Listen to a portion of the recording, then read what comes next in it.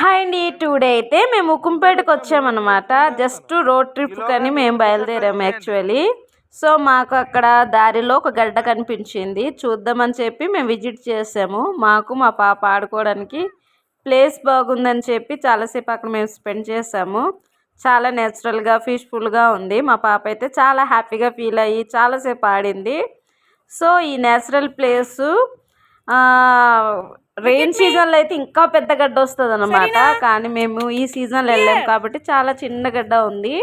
So మేమైతే అక్కడ చాలాసేపు రిఫ్రెష్ అయ్యాము అండ్ కాసేపు అలా వాకింగ్ చేసాము.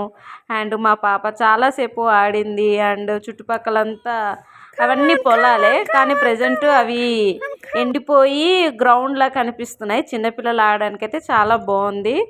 ఈరోజు మేము ఈ రీతిగా స్పెండ్ చేసామన్నమాట. థ్యాంక్ యూ అండి.